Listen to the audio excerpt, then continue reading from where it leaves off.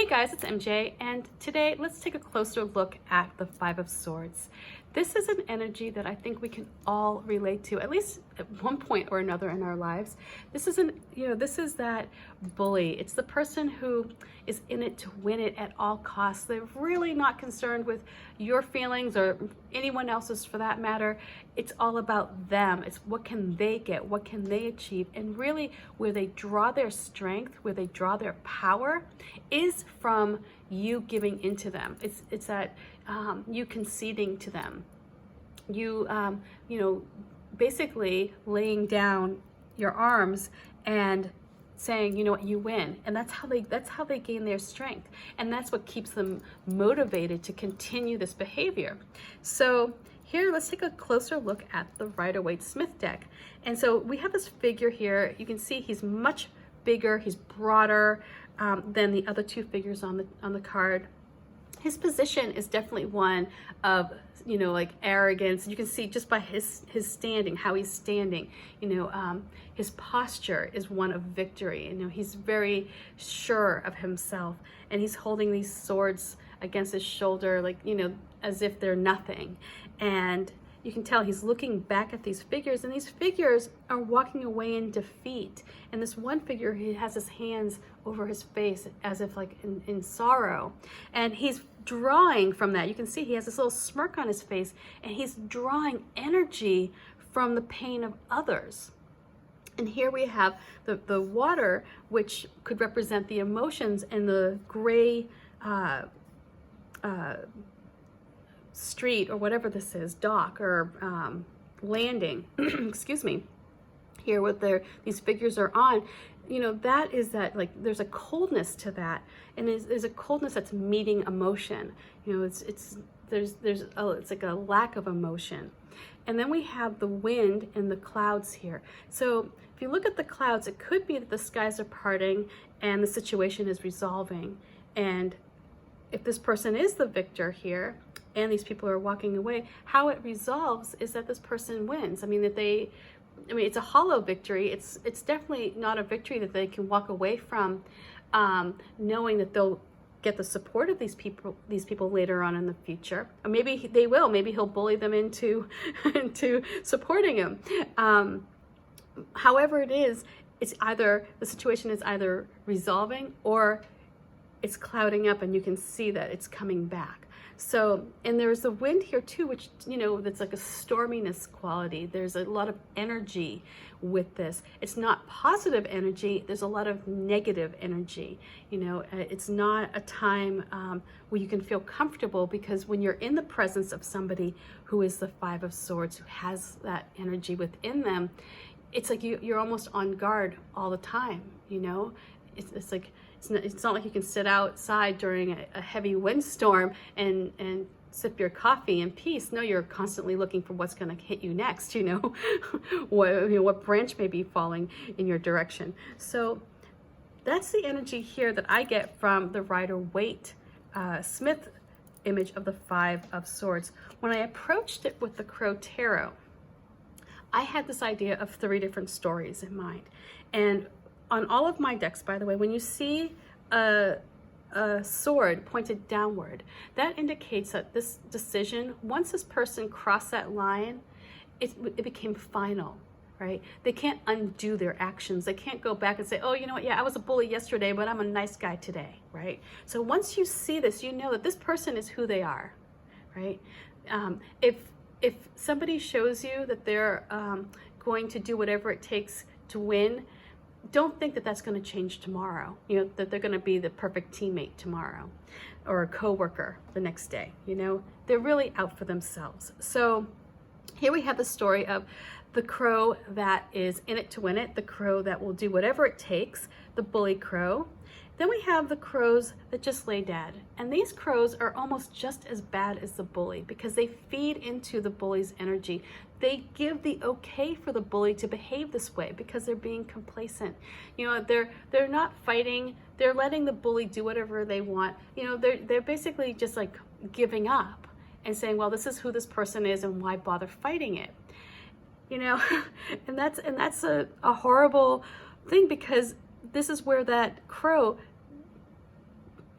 draws his strength and says, well, if I can do it now, I'm going to continue to behave this way.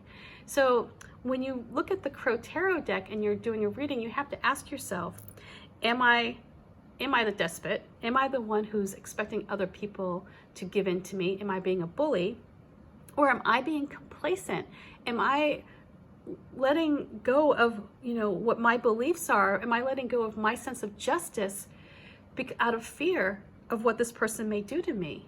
Then there are the crows up here who are just taking off, and this is where, they free themselves from the situation.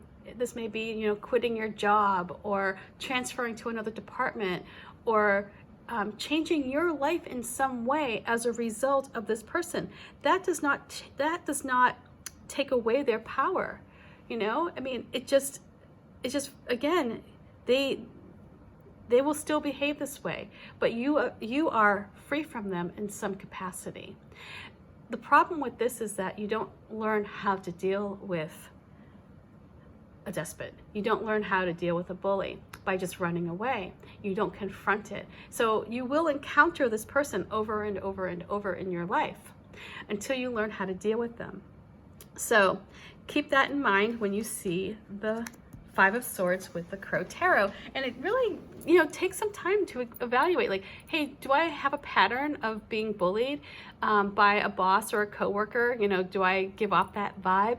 And how do I combat it? When you see this card, I feel like when I see the Five of Swords in a reading, it's a bit of a wake-up call, and it gives you time to strategize. It gives you time to do some research and, like, what are the best strategies for dealing with a coworker who's a bully, or somebody whose arrogance really takes over a meeting or a situation or a friendship, right? This is really a great opportunity for growth. It may not be a pleasant one, but it is an opportunity. Now, the Wise Dog takes the Five of Swords kind of in a different direction. It's still about that taking what you need. It's all about you, that selfishness. However, keep in mind, with the Wise Dog, cute little Peanut here, took these swords from the sad Great Dane, who's like sitting here in the distance, who is also, by the way, the Great Dane from the Moon card. So this poor dog has had a rough week. So anyway, you can see here that Peanut is holding these swords. He's got one in his mouth. He's got the other ones here by the shore, and there's one that's floating away, indicating that Peanut's not really getting everything it had hoped for. There's a hand here that's over Peanut's head, and the hand is either going to take these swords away, because dogs should not be playing with swords, or it's petting Peanut on the head for standing up for itself and saying, hey, you know what, sometimes we have to be selfish every now and then. Every once in a while, we have to say, you know what, it's my turn to decide where we're going out to eat tonight, or it's my turn to decide where we go on vacation, and this is what I want. So this is, whereas these other cards, and you'll see even with the Grimalkin deck, fall in line more closely to the Rider-Waite-Simth deck. The Wise Dog, yes, it is about taking something or being in control, looking out for your own best interests. It's less combative, it's more playful. When I created the Wise Dog deck, I really wanted it to be a deck about healing, about finding that place within your heart, where you can go inward and explore the cards, not in a way that's going to stir up any negative emotions. So for the most part, there are some cards that the emotions that are stirred up aren't necessarily negative, but change can be difficult for some people. So for all people, what am I saying? Change is difficult for everyone. Unless you're like a Buddhist monk, maybe you're fine with change. But here we have, this idea of going after something, and maybe, it may be at the expense of the feelings of those around you, but sometimes we have to be selfish. As parents, sometimes, we have to say, hey, I really just need an hour alone, or I just need to take care of myself right now. You know, this is where you actually have that ability to recognize when you need to be a bit selfish. And, you know, I almost hate the fact that we even call it that, because self-care shouldn't be selfish. You know,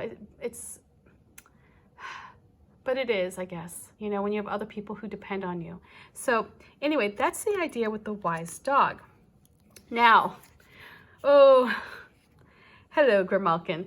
This card speaks more to the original meaning of the Five of Swords. And here we have this cat.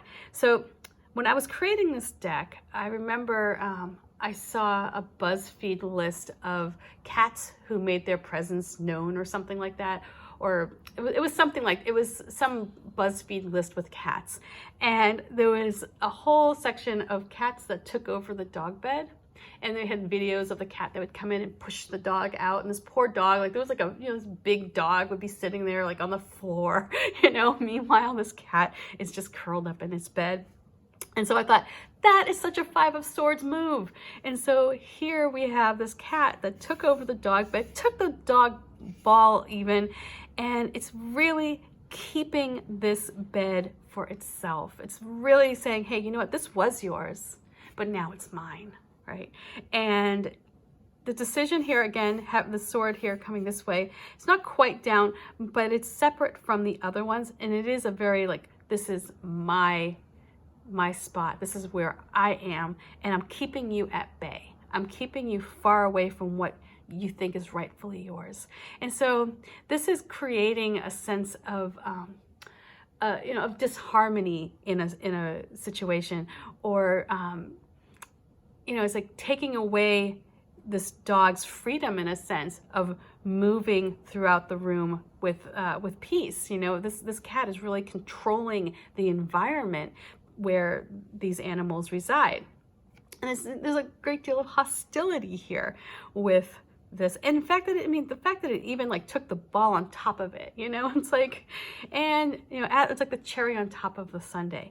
And so here with when you see the Grimalkin Five of Swords, this is where you have to ask yourself, hey, am I taking over something? Am I taking over a project from someone? And am I creating a feeling there where this person is going to look at me as though I am overbearing, or I am, you know, operating from a space that's less than, you know, honorable? Am I, you know, or if this, you know, the other side of this is, are you in this position where you're being kind of cast out? Are you being marginalized at work?